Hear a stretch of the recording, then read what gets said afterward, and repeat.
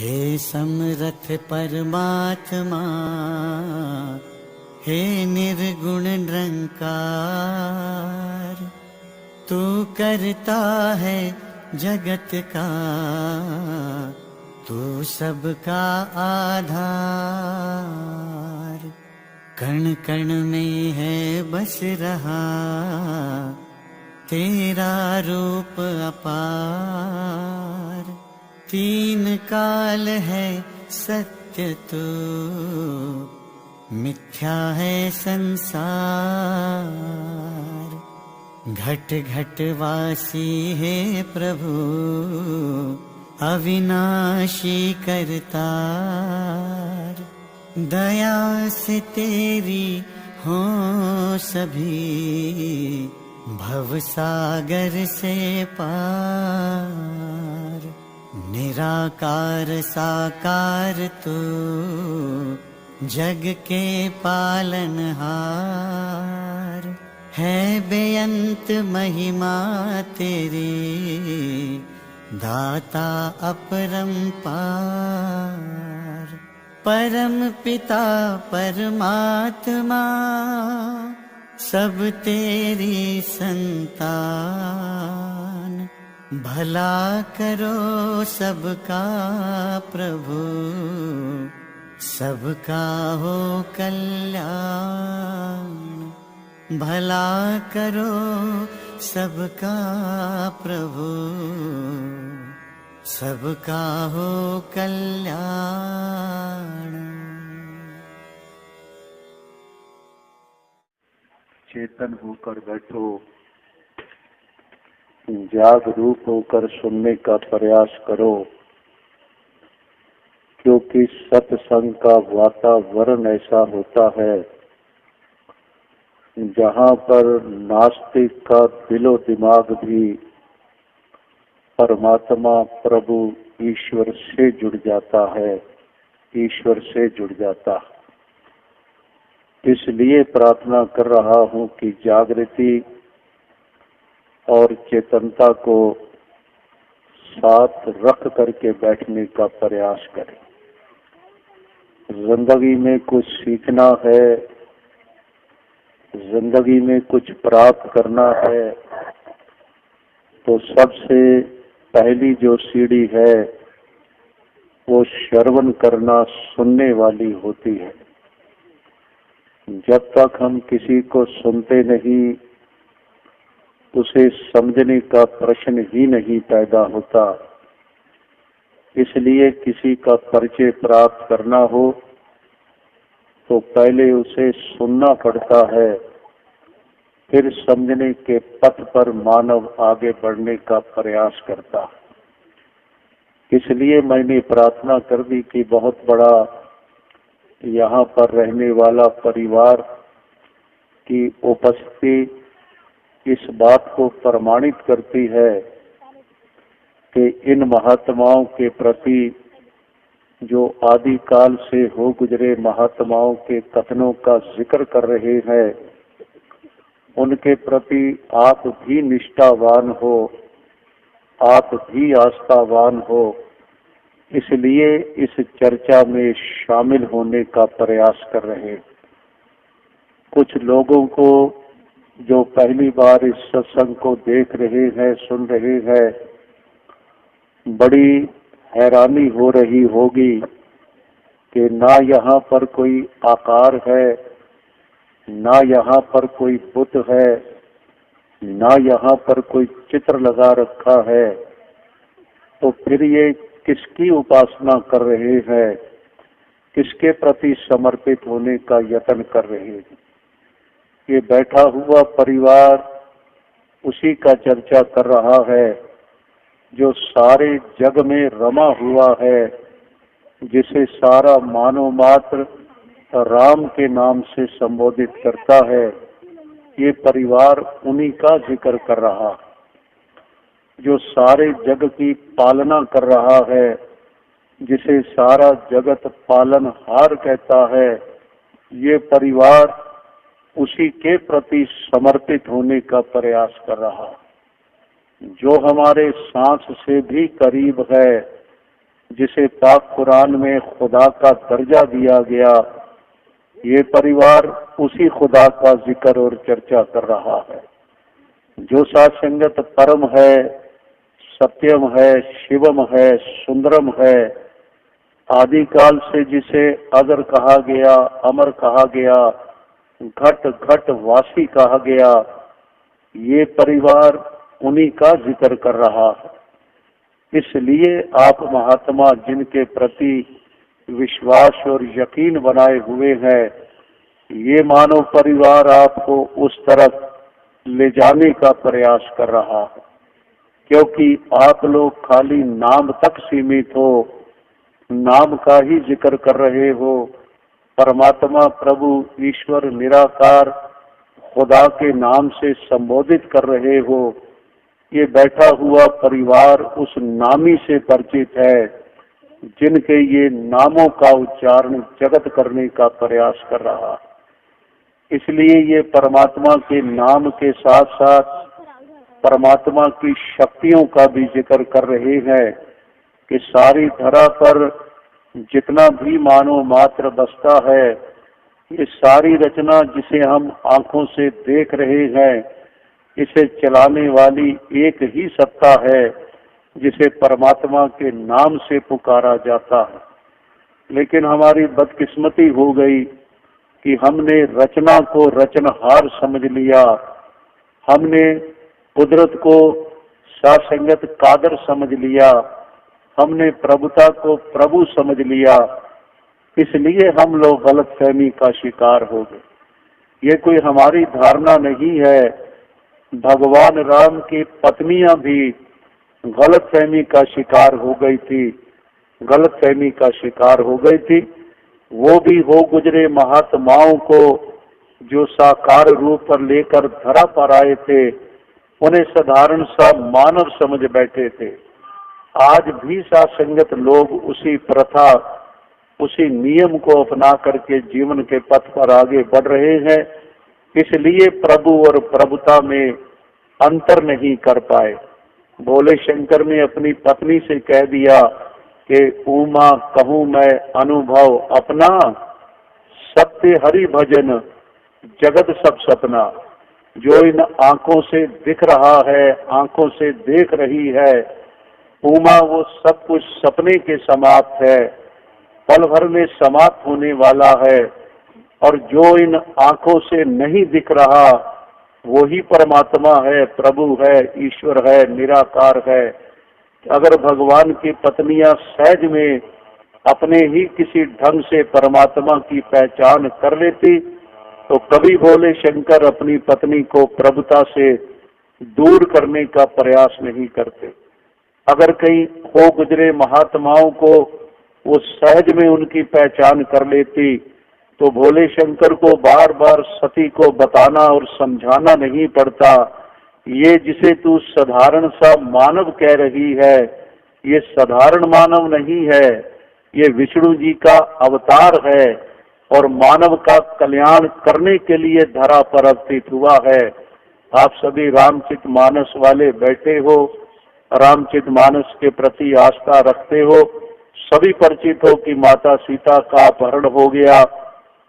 भगवान राम पत्तों से, पक्षियों से पूछ रहे थे कि हे पक्षियों तुम ही बताओ मेरी सीता कहाँ है, हे पत्तों तुम ही बता दो मेरी सीता को कौन ले गया है। तो भोले शंकर ने दोनों हाथ जोड़ करके भगवान राम को नमस्कार कर दिया।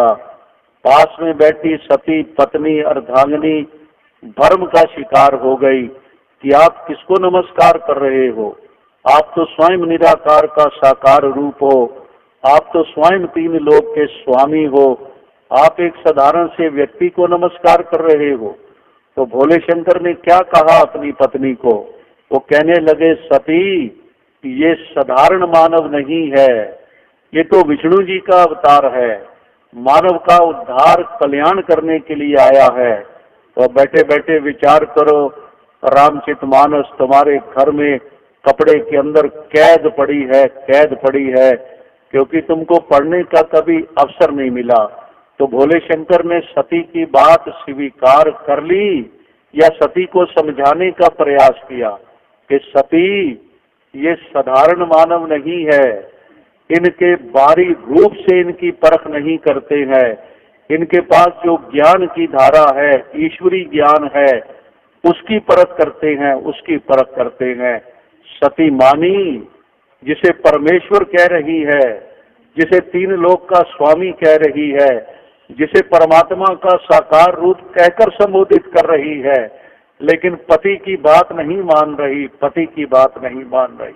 वो कह रही है ये साधारण मानव नहीं है।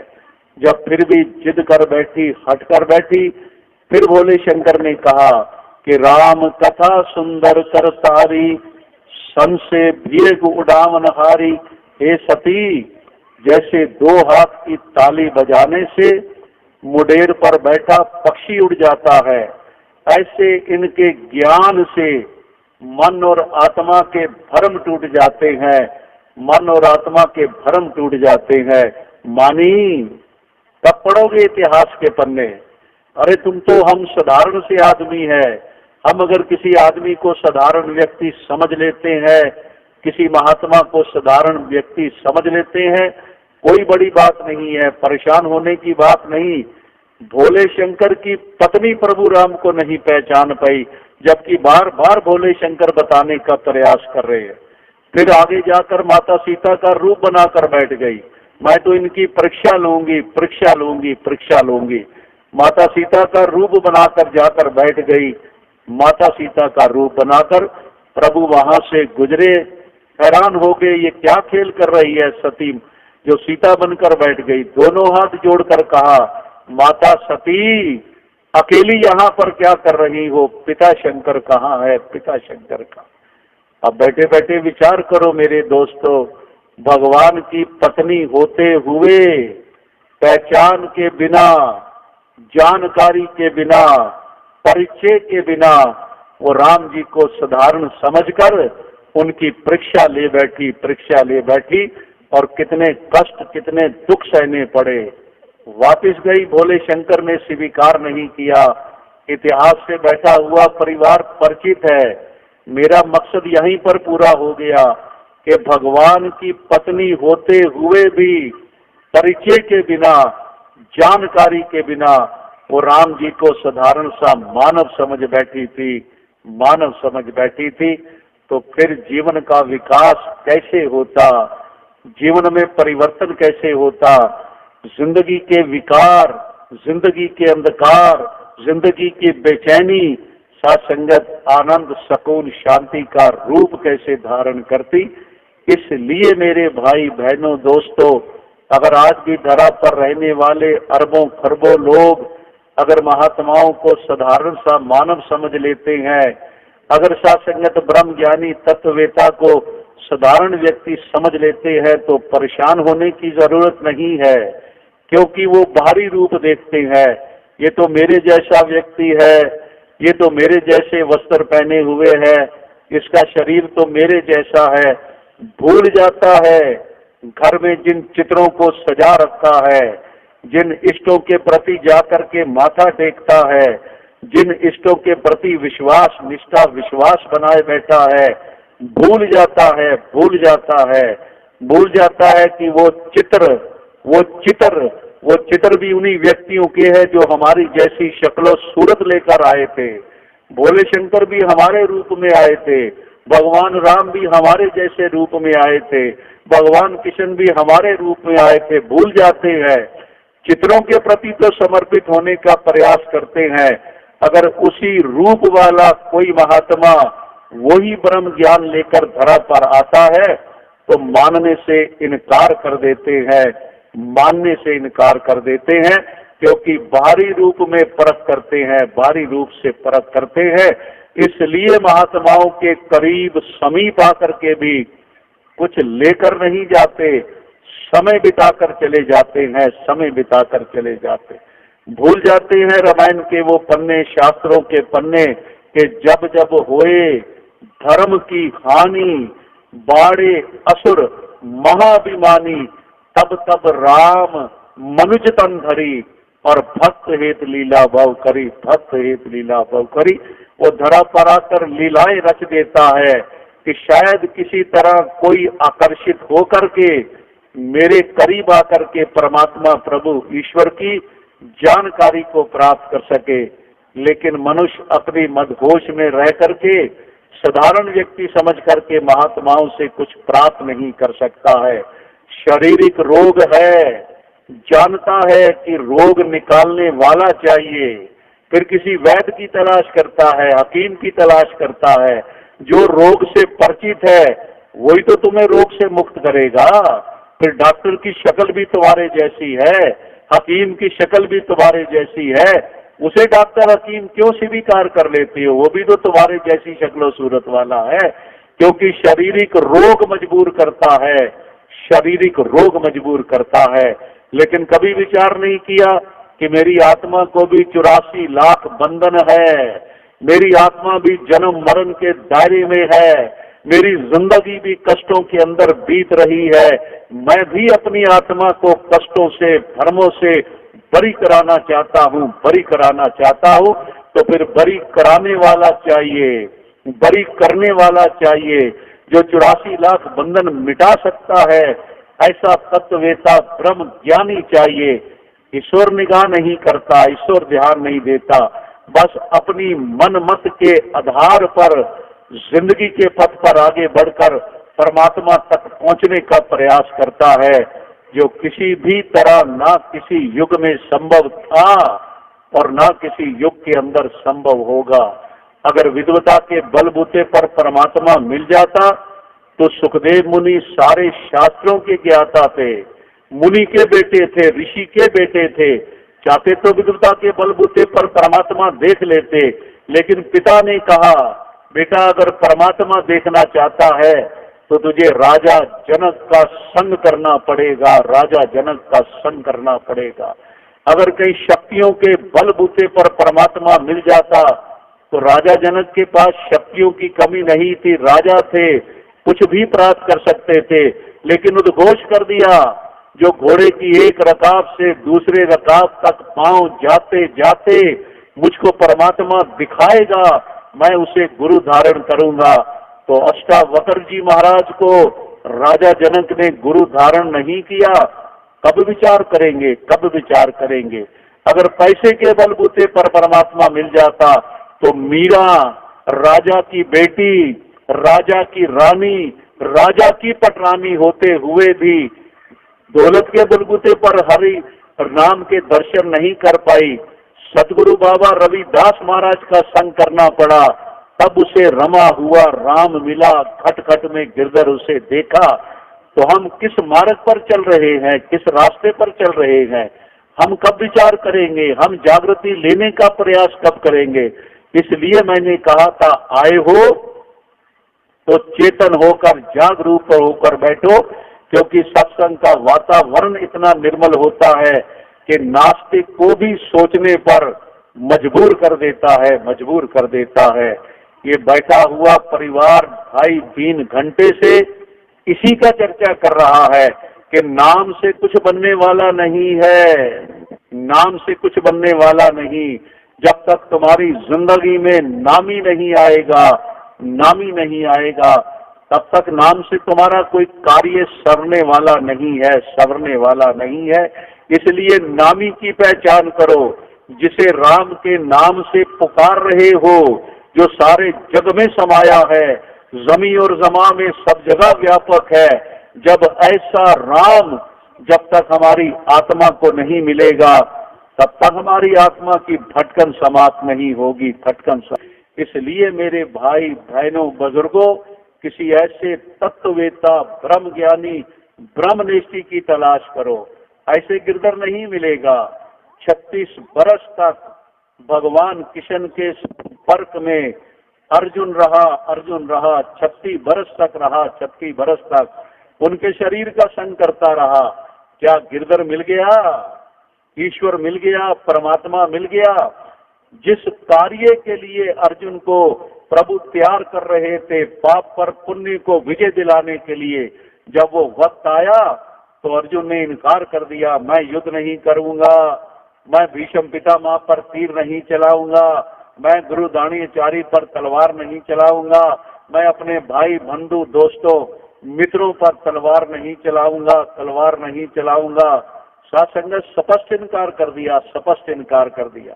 हैरान हो गए भगवान किशन के 36 बरस मेरे साथ लगाए और फिर भी कोई बात नहीं समझा। प्रभु ने क्या समझाया रण के मैदान में अर्जुन को, कब पढ़ोगे 11वां अध्याय, कब उसका अनुकरण करोगे। भगवान कहने लगे अर्जुन शरीर मरता है, आत्मा नहीं मरती है।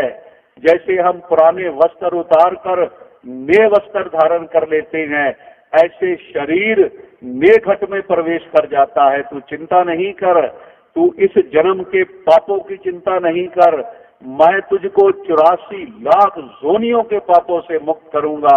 एक बार मेरे चरणों पर अपना अभिमानी सर रख दे, सर रख दे। कितनी देर समझाया, गीता नहीं पढ़ सकते हो?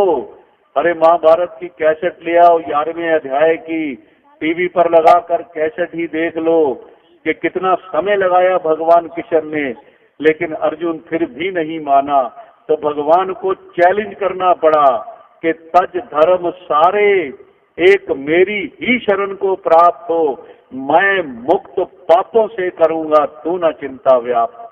अर्जुन एक बार मेरा विधान है, एक बार मेरे सामने नमस्कार करके प्रार्थना कर दे, मैं एक पल में तुझे परमात्मा से अवगत करा दूंगा, बोध करा दूंगा।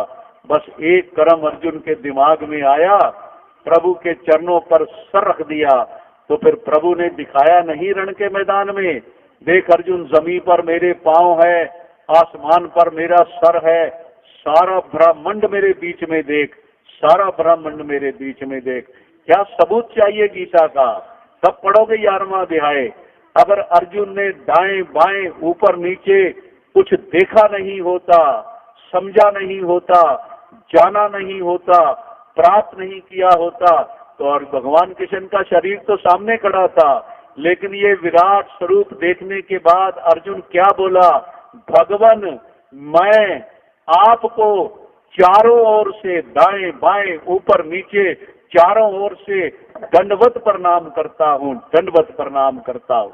मैंने सारी दुनिया में जाकर लोगों को हिलाया, सारे विश्व में जाकर हिलाया कि भले मानसो इसका उत्तर दे दो। अगर अर्जुन को दाएं बाएं ऊपर नीचे कुछ दिखा नहीं था, तो अर्जुन क्यों बोल रहा है कि प्रभु मैं तुझको दाएं बाएं ऊपर नीचे चारों ओर से दंडवत प्रणाम करता हूँ, दंडवत प्रणाम करता हूँ। कुछ देखा था तभी तो प्रणाम कर रहा है। जैसे प्रभु के ज्ञान की धारा अंदर गई, जिंदगी जीने का सलीका बदल गया, सोच में परिवर्तन आ गया, बोल में परिवर्तन आ गया, व्यवहार में परिवर्तन आ गया। जो युद्ध छोड़कर जा रहा था वही बोल पड़ा, वही बोल पड़ा, प्रभु आया शरण हूँ आपकी, मैं शिष्य, शिक्षा दीजिए, निश्चित कहो कल्याणकारी, कर्म क्या मेरे लिए, कर्म क्या मेरे लिए। अब बताओ मुझको प्रभु कि कौन सा कर्म मेरे लिए उचित है। फिर अर्जुन ने युद्ध नहीं किया, पाप पर पुण्य को विजय नहीं दिलाई, तो फिर तुम कब समझोगे, कब पहचानोगे, कब जानोगे कि तुम भी परमात्मा बनने आए हो। जब तक माँ के गर्भ में थे परमात्मा दिख रहा था, परमात्मा दिख रहा था, तभी तो प्रार्थना कर रहे थे परमात्मा से, प्रभु एक बार कृपा करो, एक बार दया करो, मुझे एक बार अंधकारमयी कुएं से निकालो। क्या करेगा, क्या वादा किया तुम सबने कि मैं अपनी और तेरी पहचान करूंगा, तेरी पहचान करूंगा, यही वादा किया था। लेकिन जैसे निराकार ने, परमात्मा ने अपने प्रगट हिस्से में फेंक दिया, चमक दमक देखी, प्राकृति देखी, प्रभुता देखी, रचना देखी, इसी में उलझ करके रह गए, इसी में उलझ करके रह गए कि पता नहीं कितना समय मिला है, इकट्ठा कर लो, इकट्ठा कर लो, इकट्ठा कर लो। प्रभु भूल गया, पर प्रभु में ही, प्रभुता में ही गुम हो गए। आज 60 बरस हो गए, 40 बरस हो गए, प्रभुता ही इकट्ठी कर रहे हो, भूल गए परमात्मा से किया हुआ वादा कि मैं इसकी पहचान करने आया था, पहचान करने आया था। कब जागोगे? 3 युग हो गए महात्माओं को जगाते हुए। विवेकानंद महाराज कहते कहते चले गए, उठो, जागो, उठो, जागो। संत गणेश्वर महाराज कहते कहते चले गए कि मानव जीवन का लक्ष्य परमात्मा की पहचान करना है। संत तुकाराम जी कहकर चले गए कि मानस जन्म मिला था ईश्वर की प्राप्ति के लिए, लेकिन हमने किसी महात्मा के वचन पर अमल किया। किस गलतफहमी का शिकार हो? जब बच्चा पैदा होता है तो मन में तुम्हारे सबके भ्रम है कि संसार में बच्चा रोता हुआ आता है, रोता हुआ आता है। मैं सिद्ध कर देता हूं, रोता हुआ नहीं आता। जागृत होकर बैठो कि जैसे बच्चे का जन्म होता है वो रोता हुआ नहीं आता, वो चैं चैं करता आता है, चैं चैं चैं चैं करता आता है। अगर कोई मेरी उम्र का व्यक्ति भी रो रहा है, मेरी उम्र का व्यक्ति भी, अगर तुम्हारे जैसा कोई सज्जन पुरुष आकर मुझको गले से लगा ले, मेरी पीठ पर हाथ फेरना शुरू कर दे, तो मेरी आवाज तो बंद हो जाएगी। अगर मैं असल में रो रहा हूं अंदर से, तो मेरा रोना बंद नहीं होगा। घंटों ऐसे करता रहूंगा, क्योंकि मैं असल में रो रहा हूं, असल में रो रहा हूं। और वो जो पैदा होता है, जगत में आता है, उसके मुंह में पानी में उंगली डालकर मुंह पे रख दो, चुप हो जाता है। दूध में उंगली डुबोकर मुंह पे रख दो, चुप हो जाता है। गोद में उठा लो, चुप हो जाता है। गले से लगा लो, चुप हो जाता है। कहाँ रोता हुआ आता है, कहाँ रोता आता है? अरे 84 लाख जोनियों की भूख साथ लेकर आया है, 84 लाख जोनियों की तृष्णा साथ लेकर आया है। और समय लिखवा कर नहीं आया प्रभु से कितने समय के लिए भेजा है। इसलिए आते ही प्रभुता इकट्ठी करना शुरू करता है। पता नहीं प्रभु कब वापस बुला ले, कब वापस बुला ले। वो चैं चैं करता है, चाहिए चाहिए चाहिए चाहिए। माँ के पेट में था, सब कुछ मिल रहा था, रिश्ता टूट गया। पानी चाहिए, दूध चाहिए, खिलौना चाहिए, गोद चाहिए, कंधा चाहिए, यही मांग करता है। 2 बरस का 3 बरस का होता है, चुनचुना चाहिए, प्लास्टिक की साइकिल चाहिए। 10 बरस का होता है, असली साइकिल चाहिए। 20 बरस का होता है, पत्नी चाहिए। 22 बरस में बच्चे चाहिए। 30 बरस में पोते चाहिए, दोते चाहिए। और अंत में 5 गज जगह चाहिए, 10 मन लकड़ी चाहिए। चाहिए चाहिए करता आया था, चाहिए चाहिए करता चला गया, चाहिए चाहिए करता चला गया। चाहना खत्म हुई। कब स्वीकार करोगे कि वो संसार में रोता हुआ नहीं आता? चैन चैन चाहिए चाहिए चाहिए, मरने के बाद भी चाहिए। 1 किलो घी चाहिए, नए कपड़े चाहिए, लकड़ी चंदन की चाहिए, कंधे चाहिए, शमशान घाट चाहिए, मरने के बाद भी चाहिए चाहिए चाहिए करता रहता है। फिर भटकन कैसे समाप्त होगी?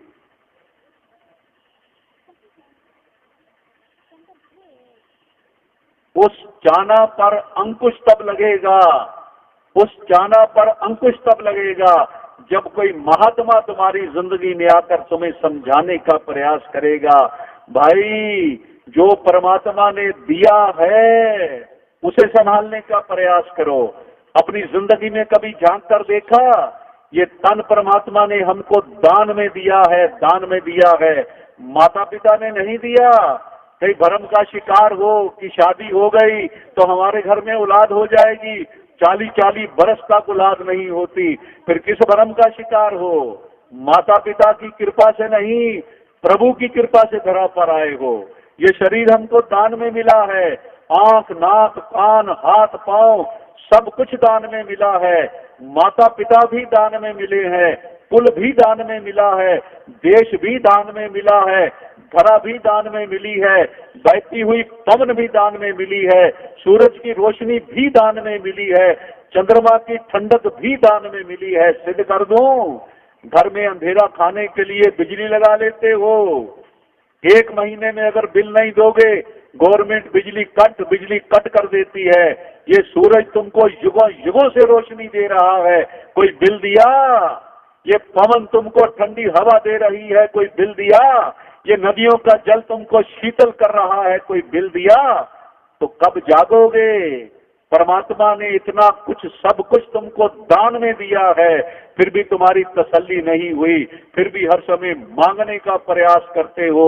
तो परमात्मा को मानोगे कब? कि जिंदगी भर मांगते रहोगे? कि परमात्मा का एहसान भी मानोगे। प्रभु तूने बड़ी कृपा की, 84 लाख जोनियों में से जो सबसे अमोलक जोनी थी मानुष जोनी, वो तूने कृपा करके हमको प्रदान कर दी। वो जोनी पाने के बाद करना क्या था, उस पर किसी का ध्यान नहीं गया। उसी के लिए कहा बाबा तुलसीदास ने कि साधन धाम मोक्ष कर द्वारा, पाइए न जे परलोक सवारा। ये मानुष जोनी मिली है परमात्मा की पहचान के लिए, ये मानुष तन मिला है प्रभु की जानकारी के लिए, ये जोनी मिली है ईश्वर की पहचान के लिए। लेकिन माध्यम के बिना तुम परमात्मा तक जाना चाहते हो, जो किसी तरह संभव नहीं है।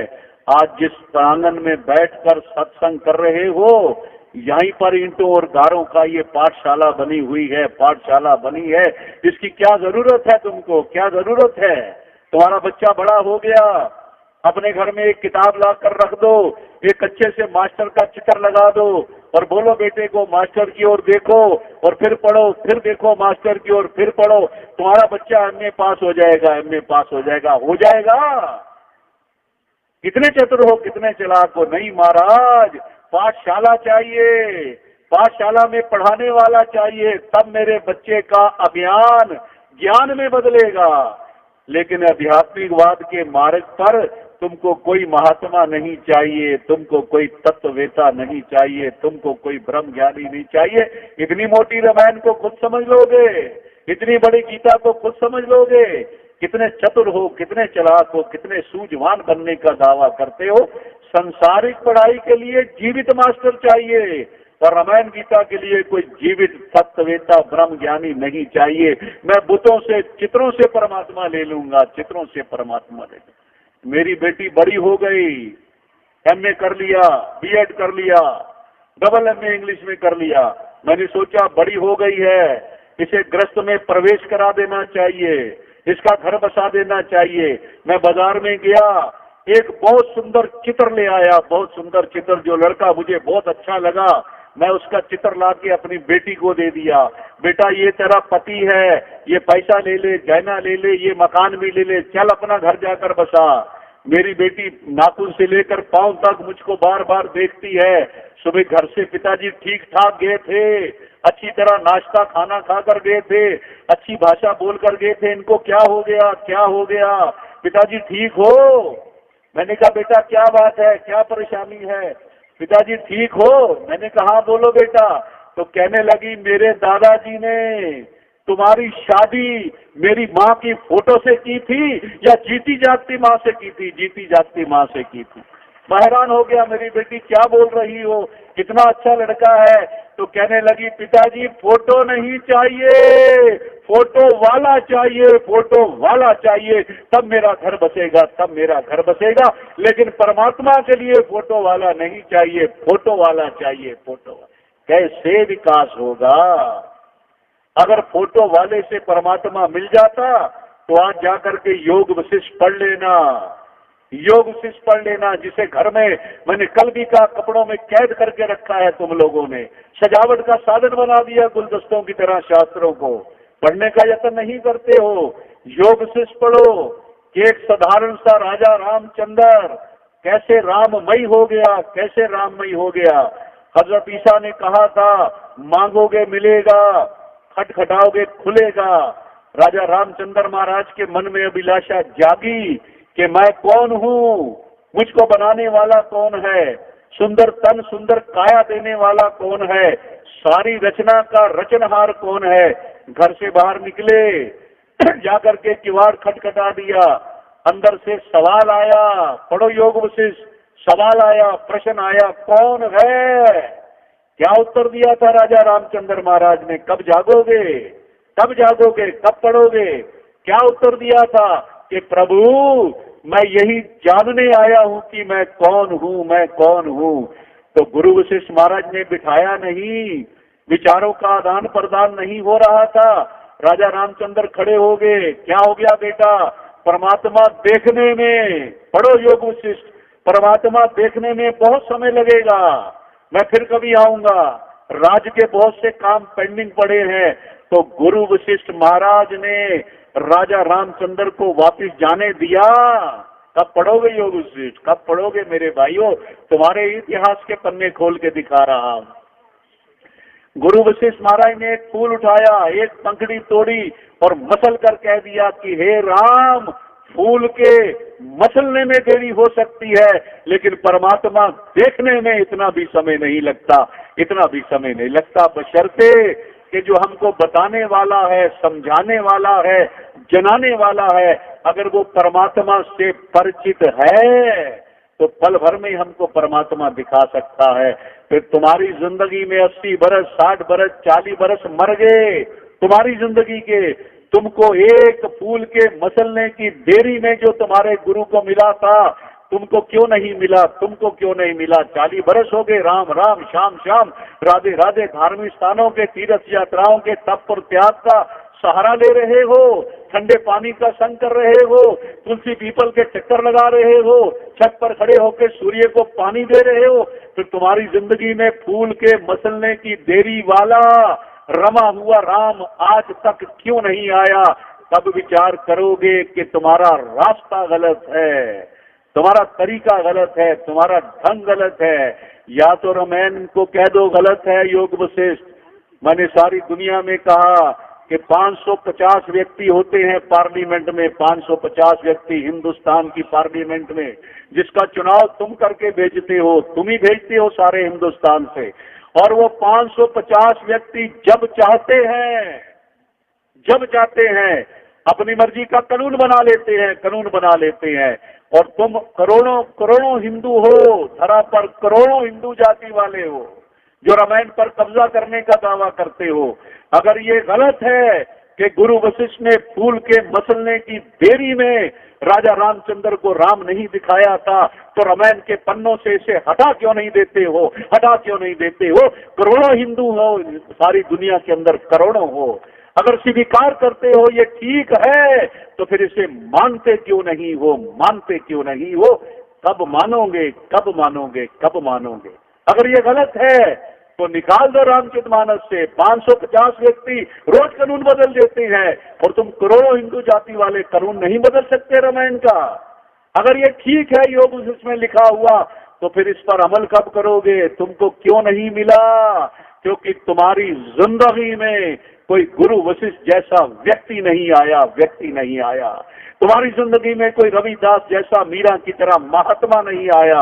तुम्हारी जिंदगी में रामानंद की तरह भगत कबीर जैसा कोई भगत नहीं तुमको मिला, तभी तुम्हारी जिंदगी में परिवर्तन नहीं हुआ। तुम फोटो और चित्रों के माध्यम से परमात्मा तक जाना चाहते हो। सारी दुनिया के शास्त्र, 3 लोकों के वेद, कतेब, अंजील, सारे शास्त्रों से काले अक्षर की लिखी कोई एक पंक्ति लेकर आ जाओ कि साथ संगत कहीं लिखा है कि कर्म के द्वारा परमात्मा मिलेगा। कोई एक पंक्ति लेकर आ जाओ। ये बैठा हुआ परिवार तुमको चैलेंज कर रहा है कि किसी महात्मा ने कहा हो कि ठंडे पानी के नहाने से भगवान मिलेगा। कहीं गीता, रामायण, कुरान, बाइबल, अंजील, वेद में कहीं लिखा है? तो फिर किस रास्ते पर चल रहे हो? किसने तुमको गलतफहमी का शिकार बना दिया? कहाँ लिखा है जब तब से परमात्मा मिलेगा? कहाँ लिखा है सूर्य को पानी देने से भगवान मिलेगा? कहीं किसी शास्त्र, वेद, कतेब में लिखा है? फिर कब जागोगे मेरे भाइयों? कब समझने का प्रयास करोगे? कब विचार करोगे कि हमारा रास्ता गलत है? जिसे गिरधर के नाम से पुकारते हो, भगवान किशन महाराज के नाम से, उन्हें भी जब परमात्मा मिला तो संदीपन जी का संग करना पड़ा। चिल्ला कर रामचरितमानस में लिखकर चले गए, बार बार कहकर चले गए कि गुर बिन भवनिधि तरे न कोई, जो बिरंची शंकर सम होई। कि शंकर और ब्रह्मा जैसी महान विभूतियों को परमात्मा नहीं मिला गुरु के बिना, तो तुमको कैसे मिलेगा? किस भ्रम का शिकार हो? कब जागोगे? कब किसी पर यकीन करोगे? स्वामी रामकिशन का जिक्र कर देते हो, चैतन्य महाप्रभु का जिक्र कर देते हो, बार बार अष्टावक्र का जिक्र कर देते हो। उन्होंने क्या दिया था? बार बार हनुमंता का जिक्र कर देते हो, बार बार शबरी का जिक्र कर देते हो, तो शबरी का कल्याण राम जी की मूर्ति से हुआ था या साक्षात राम जी उसके पास गए थे? पढ़ा है शबरी का इतिहास, उसकी शादी हो गई थी, डोली पे उठाकर डोली जा रही थी उसे लेकर, रास्ते में पड़ाव आया, कपड़ा हिला हवा से, उसके पति ने देखा ये तो काली कलूटी है, सुंदर नहीं है, वहीं पर त्याग कर दिया शबरी का, वहीं पर त्याग कर दिया।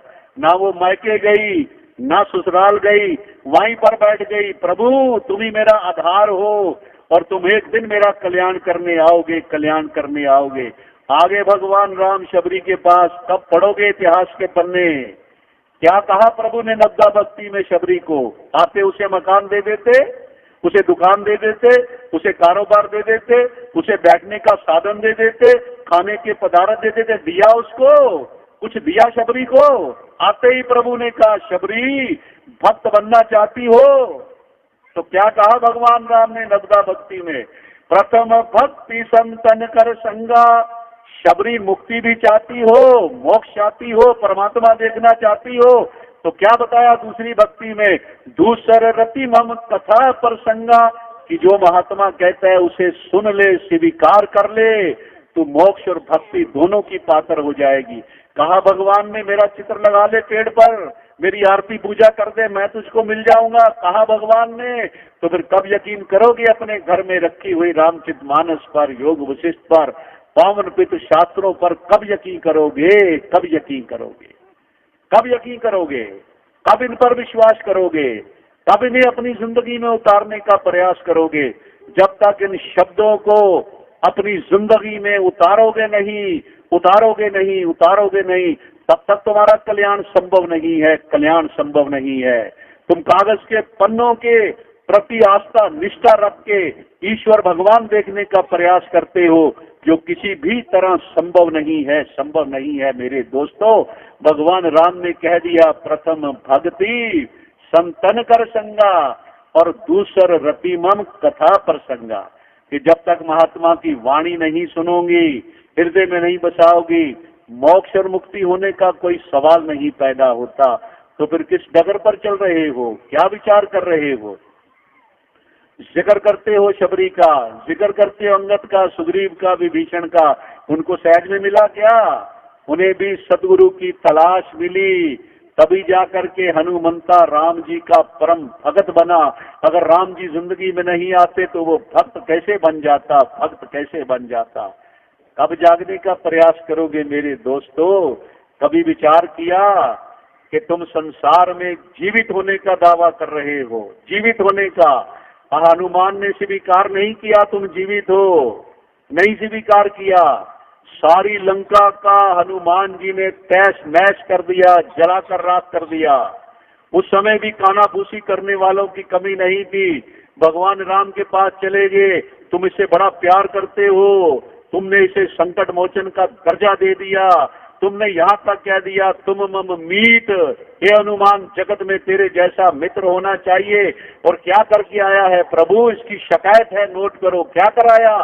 सारी लंका जलाकर आ गया, सारी लंका जलाकर। प्रभु ने खेल कर दिया, बुलाया हनुमान को, इधर आओ, अंदर आ गया। भाई तेरी शिकायत कर रहे हैं। कहने लगा प्रभु मैं तो कोई काम नहीं करता तुम्हारे आदेश के बिना, मेरी शिकायत कैसे आ गई? कहने लगे ये बोल रहे हैं तू सारी लंका जलाकर आ गया। कहते हाँ प्रभु आपने ही तो कहा है, भूल गए? भोले शंकर के वक्त में आपने क्या कहा? जिन्हें हरि भक्ति हृदय नहीं हानि, जीवत सब समानते ही प्राणी। हे उमा, जिनके हृदय में परमात्मा का वास नहीं होता वो चलती फिरती लाशें हैं, मुर्दे हैं। प्रभु मैं तो लाशें जलाकर आया हूँ, मुर्दे जलाकर आया हूँ, एक भी पैसा नहीं लिया, एक भी पैसा नहीं लिया। एक विभीषण जीवित था, उसे साथ ले आया, साथ ले आया। प्रभु मैंने कुछ भी अकर्म नहीं किया। कब जागोगे? संकट मोचन नाम तिहारो, बस यही संकट मोचन नाम तिहारो, इससे संकट मोचन बन जाओगे। संकट मोचन बन सकते हो बशर्ते किसी राम जैसे तत्ववेता जीवित व्यक्ति की तलाश करो, जीवित व्यक्ति की तलाश करो, पल भर में संकट मोचन बन जाओगे। संकट मोचन नाम तिहारो कहने से संकट मोचन नहीं बनोगे, नहीं बनोगे। कब जागोगे मेरे भाई बहनों बुजुर्गों? मैं सबको तुम्हारे घर में बड़े पारस की महत्ता बता रहा हूँ, विशेषता बता रहा हूँ। पारस तुम्हारे घर में पड़ा है और लोहा मेरा सोना हो गया, लोहा मेरा सोना हो गया। तुम कब अपने पारस से अपने लोहे को सोना करोगे? कब तक भ्रम का शिकार बने रहोगे? कब तक सोचते रहोगे भगवान नहीं मिल सकता, प्रभु नहीं मिल सकता, जबकि गीता बार बार कह रही है अर्जुन मैं देखने योग्य हूँ, मैं प्राप्त करने योग्य हूँ, मैं समझने योग्य हूँ। कृष्ण भगवान पर विश्वास नहीं कर रहे हो। गीता पढ़ने वाले मेरे जैसे व्यक्ति जो रोजी रोटी के लिए पाठ कर रहा है उसकी बात मान रहे हो, गीता की बात नहीं मान रहे हो, तो तुम्हारा कल्याण कैसे होगा? कल्याण कैसे होगा? कल्याण कैसे होगा? कब विचार करोगे? कब जागोगे मेरे भाइयों? पढ़ने को पढ़ देते हो कि जहाँ पर संत का आगमन हो जाता है वहाँ पर दुखों का दमन हो जाता है और सुखों का उदय हो जाता है। कब तक पढ़ते रहोगे? कब तक सुनते रहोगे? संत के आगमन को जब तक स्वीकार नहीं करोगे तब तक दुखों का दमन कैसे होगा? भगवान राम के घर में गुरु वशिष्ठ महाराज आ गए, वो अपने घर में थे। गांव वालों ने बताया महाराज तुम्हारे घर में तुम्हारे गुरु आ रहे हैं। तो क्या प्रथा अपनाई भगवान राम ने? गोस्वामी ने क्या लिखा? तब नर नहा वशिष्ठ बुलाए, राम धाम सिख देन बठाए, गुरु आगमन सुंदर गुनाथा, द्वार आए पद नायो माथा, सादर अर्घ देह घर आने, सोरे भांत पूजे सनमाने, गही चरण सिया सित बहोरी, बोले राम कमल कर जोरी, सेवक सदन स्वाम गमनु, मंगल मूल अमंगल दमनु, अमंगल दमनु।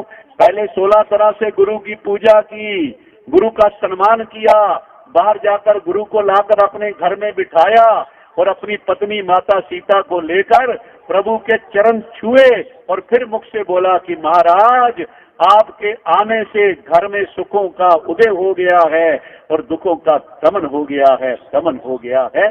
संत को स्वीकार करोगे तो संत से सुख लोगे, पहले संत ही स्वीकार नहीं करोगे तो सुख और दुख कैसे बदलेंगे? कैसे बदलेंगे? कैसे बदलेंगे? इसलिए मेरे दोस्तों भ्रम का शिकार मत हो जाओ। जीवित व्यक्ति चाहिए, जीवित व्यक्ति चाहिए, जीवित व्यक्ति चाहिए। दुनिया का कोई भी काम तुम्हारा जीवित व्यक्ति के बिना नहीं हो सकता। बच्चे को पढ़ाना है, जीवित मास्टर चाहिए। शरीर रोग से मुक्त होना है, जीवित डॉक्टर चाहिए। जुर्म से बचना है, जीवित वकील चाहिए, जीवित वकील चाहिए। जब तक जीवित वकील नहीं मिलेगा, वकील की फोटो तुमको जुर्म से बरी नहीं कराएगी, साक्षात वकील चाहिए। इसी तरह रामायण का राज, रामायण की परिभाषा वाला परमात्मा, गीता की परिभाषा वाला परमात्मा अगर चाहिए तो परमात्मा दिखाने वाले की तलाश करो, परमात्मा दिखाने वाले की तलाश करो। लेकिन तुमने तो सारे जगत में भ्रम डाल दिया। भगवान ने तुमको बनाया, तुमने भगवान के विधान पर कब्जा कर लिया, विधान पर कब्जा कर लिया कि हम तो घूम सकते हैं, हम तो सरेआम जा सकते हैं, लेकिन प्रभु तू नहीं घूम सकता।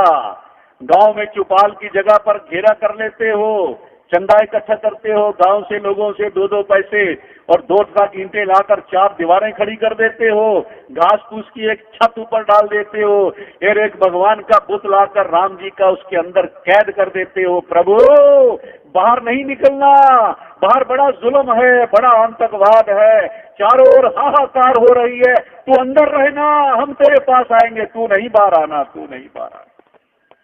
कि रात को बाहर ना आ जाए, इतना बड़ा ताला लगा देते हो हरिशन का, इतना बड़ा ताला, ये तुमने दशा बना दी भगवान की।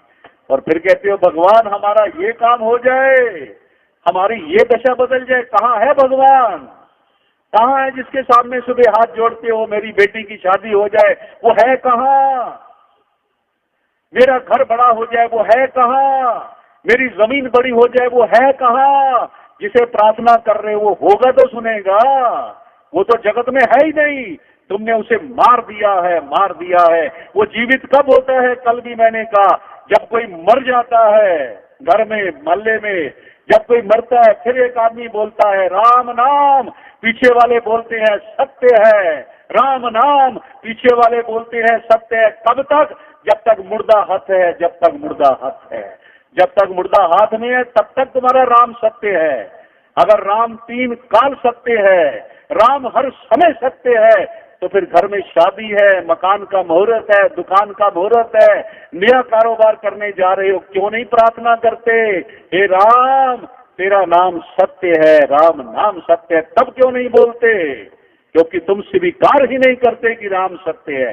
राम तब सत्य है जब कोई मरेगा, राम नाम सत्य है, राम नाम, मुर्दा जल गया, राम खत्म हो गया, तो कैसे मांगते हो?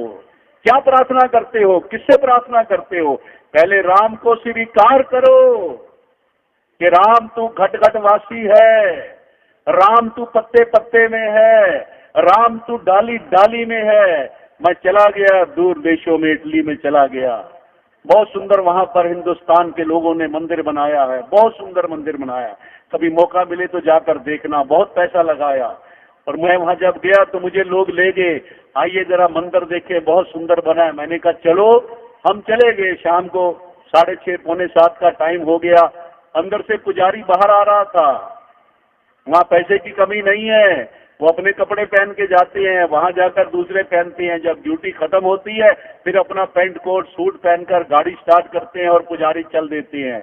जैसे वहां पर पहुंचे, उन्होंने बताया महात्मा आए हैं हिंदुस्तान से, मंदिर देखना चाहते हैं। उसने उत्तर दिया जो सुनकर तुम हैरान हो जाओगे, हैरान हो जाओगे। दाएं बाएं खड़े लोग, वो मुझे कहने लगा महात्मा जी भगवान सो गए, सुबह आना सुबह आना सुबह आना, भगवान सो गए।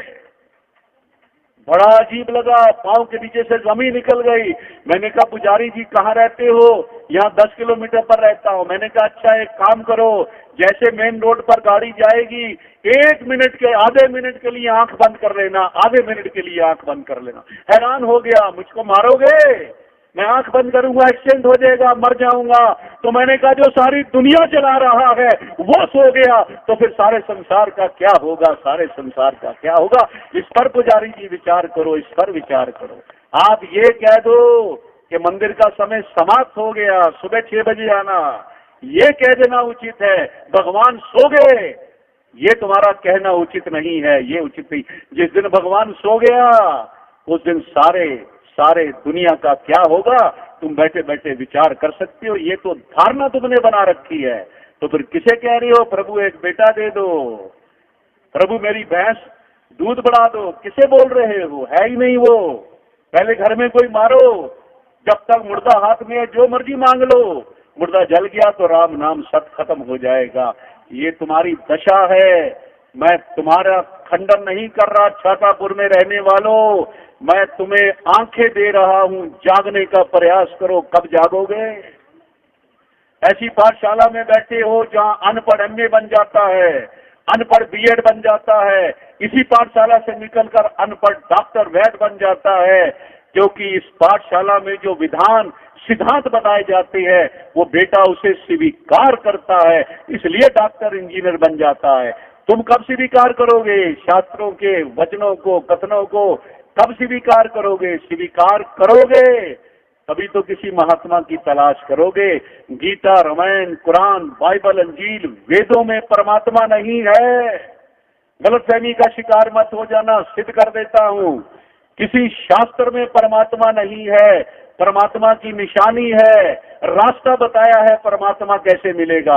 अगर बाइबल के अंदर गॉड होता, बाइबल में से गॉड निकल आता, तो हजरत ईसा नहीं कहते मांगोगे मिलेगा, खटखटाओगे खुलेगा। अर्थ क्या है?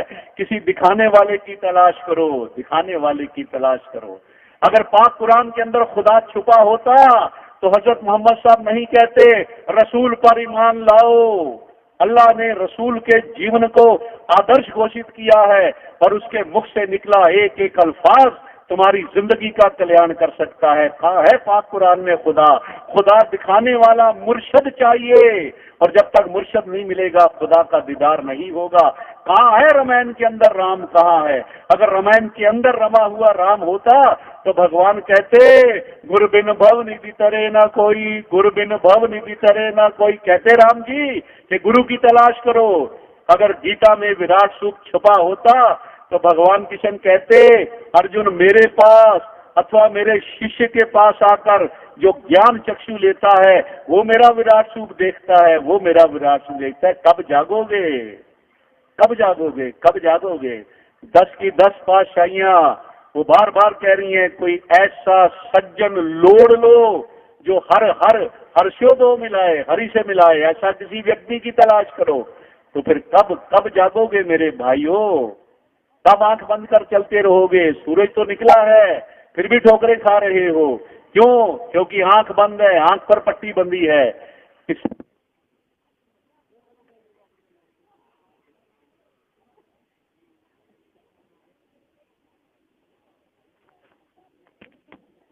बहनों दोस्त, शास्त्रों में परमात्मा तक जाने का रास्ता बताया है, शास्त्रों में परमात्मा नहीं है। अगर शास्त्रों में परमात्मा होता तो ये गोस्वामी नहीं कहते कि संत मिले तो मैं मिल जाऊं, संत ना मोसे न्यारे। और बाबा तुलसी ने तो स्पष्ट कह दिया, सबको जगा दिया, सारे विश्व में रहने वाली धरा पर मानव को, कि तुलसी ये जग आए के सबसे मिलियो धाए ना जाने। मैं बड़ा हैरान हुआ, इतना सदा हुआ पुरुष, राम का इतना भगत, और हमको भरम में डाल दिया कि सारे जग में घूमो। 80 बरस की उम्र दी परमात्मा ने, 100 बरस की, सारा जग कैसे घूम लूंगा, सारा जग कैसे घूम लूंगा? झूठ बोला गोस्वामी ने। फिर मुझे ख्याल आया कि हमारी फितरत है, आज के युग में पति पत्नी पर यकीन नहीं करता, बाप बेटे पर यकीन नहीं करता, सास बहू की नहीं बनती, तो यकीन कैसे होगा? इसलिए गोस्वामी ने कहा कि तुलसी ये जग आए के सबसे मिलियो धाए। लेकिन फैसला क्या दिया? ना जाने किस भेष में नारायण मिल जाए। नारायण तो मिलेगा, लेकिन किसी तुम्हारे जैसे जीवित घट से मिलेगा, जीवित घट से मिलेगा, जीवित घट से मिलेगा। इसलिए मेरे भाई बहनों, विचार करने का प्रयास करो। रामायण, गीता, कुरान, बाइबल जिस पर आस्था बनाए बैठे हो, उनके कथनों को स्वीकार करने का प्रयास करो। आपको हैरानी नहीं हो रही कि मेरे जैसे रूप वाला, जिनका कुरान, गीता, बाइबल, रामायण से दूर दूर तक कोई वास्ता नहीं है, वो तुम्हारे शास्त्रों का आईना तुमको दिखा रहा है? कब यकीन आएगा, कब यकीन आएगा? तुमने रामायण पर कब्जा कर रखा है। रामायण हमारी, रामायण उसकी जो रामायण को स्वीकार करता है, राम जी उसके जो राम को गुरु स्वीकार करता है, उसके राम है, सबके राम नहीं है, सबके राम है। इसलिए जागने का प्रयास करो। मैं अदब से हाथ जोड़कर प्रार्थना करूंगा। दाएं बाएं जितने भी नेक सज्जन यहाँ पर उपस्थित हुए हो, 2 घंटे 2.5 घंटे यहाँ पर लगाए हैं, इसे बेकार मत जाने देना। आज ही घर में जाकर जो यहाँ पर चर्चा हुई है, उसे गीता, रामायण, कुरान से मिलाने का प्रयास करना। कि यहाँ पर जो दोहराया गया वो हमारे महात्माओं ने कहा था, अगर वो ठीक है, उचित है, तो फिर इनसे आके संपर्क करो, जो खुले मैदान में बैठकर दावा कर रहे हैं हमने परमात्मा देख लिया है, जान लिया है, समझ लिया है। इनके किवाड़ खटखटाओ, इनके किवाड़ खटखटाओ कि हमें भी अपने सदगुरु के पास ले चलो। क्यों? हम भी परमात्मा देखना चाहते हैं, देखना चाहते हैं। इसलिए मैं अदब से प्रार्थना कर रहा हूं। मैंने अपने गुरु के नाम का जिक्र नहीं किया। अपनी घड़ी की सुइयां देख लो, कितनी देर हो गई, कितने मिनट हो गए, 1 घंटे के ऊपर कितना समय हो गया। मैंने अपने गुरु के नाम का जिक्र नहीं किया। क्यों? कि मेरा गुरु इन्हीं शास्त्रों में छुपा हुआ राज से बैठे हुए परिवार को वाकिफ कराया है, जानकारी कराई है। मुझे भी रामायण वाला रमा हुआ राम मेरे गुरु ने मुझको दिया है। मुझे भी गीता में छुपा हुआ विराट सबूर स्वरूप मेरे गुरु ने मुझे दिखाया है। मुझे भी पाक कुरान वाला शारक से नजदीक वाला खुदा का मुझे दीदार कराया है। इसलिए मेरे गुरु ने कोई नया परमात्मा नहीं बनाया, मेरे गुरु ने कोई नई विधि नहीं बनाई। आदि काल से जो एक ही परम सत्ता, सत्यम शिवम सुंदरम जिसे कहा गया है, उसी तत्व से मेरे सतगुरु ने मेरा परिचय कराया है। और ये नहीं, सारे विश्व की धरा पर लाखों लाखों लोग सदगुरु के चरणों में आकर ऐसी दात को प्राप्त कर चुके हैं, जिन्हें सारा जगत निरंकारी बाबा जी के नाम से पुकारता है, निरंकारी बाबा जी के नाम से पुकारता है। आपके मन में जिज्ञासा उठे तो अपनी रामायण सर पर रखो, और कोई दावा करे मैं भगवान दिखा सकता हूं, तो उसके बोलना कौन सा चाहिए? बिन पग चले सुने बिन कहना, कर बिन कर्म करे विधि नाना। दूसरा मत ले लेना, अगर थक जाओ, हार जाओ, कहीं से ना मिले तो इन लोगों से संपर्क करना जो तुम्हारे खुले प्रांगण में बैठे हैं। इनसे मिलना कि हमें अपने गुरु के पास ले जाओ। अगर इनका गुरु साक्षात शबरी की तरह, हनुमंता की तरह, मीरा की तरह, भगत कबीर की तरह अगर तुम्हें रमा हुआ राम ना दिखा दे, फिर इनके बारे में कोई धारणा बना लेना, कोई विचारधारा इनके बारे में बना लेना, लेकिन इनके महात्मा से मिले बिना कोई धारणा मत बनाना, इनकी वस्तु देखे बिना कोई धारणा मत बनाना, इनका सौदा परखे बिना कोई धारणा मत बना लेना। पहले मिलना, अगर मिल जाए तो इनके बीच में बैठकर तुम भी उद्घोष करना, नहीं तो तुम अपने घर में राजी, ये महात्मा अपने घर में राजी। हमारा किसी से कोई तकरार नहीं है, किसी से विरोध नहीं है। मैंने तीनों युगों के महात्माओं का जिक्र किया है, तीनों युगों के शास्त्रों का जिक्र किया है। तुमको स्वीकार करना चाहिए कि आज सारे विश्व की धरा पर अगर बाइबल, कुरान, गीता, रामायण का कोई प्रचार कर रहा है तो वो निरंकारी मिशन कर रहा है, निरंकारी मिशन कर रहा है। अगर तुम्हारे शास्त्रों में लिखे हुए शब्दों पर मानव को चलाने का प्रयास कर रहा है तो वो निरंकारी बाबा जी कर रहे हैं, निरंकारी बाबा जी कर रहे हैं। ये तुमने अपनी आंखों और कानों से ये सबूत देख भी लिया है और सुन भी लिया है कि मेरे जैसा व्यक्ति रामायण और गीता की चर्चा कर रहा है, जिनका कई गुरुद्वारे में जाकर आप रामायण नहीं बोल सकते, किसी मस्जिद में जाकर गीता नहीं पढ़ सकते, लेकिन ये एक निरंकारी मिशन का यूनिवर्सल मिशन, ब्रदरहुड मिशन है कि जहाँ पर गीता, रामायण, कुरान, बाइबल, अंजील, वेद सब में से अपनी भावना व्यक्त करके मानव को संबोधित किया जाता है कि परमात्मा की प्राप्ति करना तेरा मकसद था, तेरा लक्ष्य था, तू भूल गया है भाई। किसी तत्ववेता की तलाश कर ले और जीवन काल में परमात्मा प्रभु ईश्वर की जानकारी को प्राप्त कर ले। प्रेम से बोलो।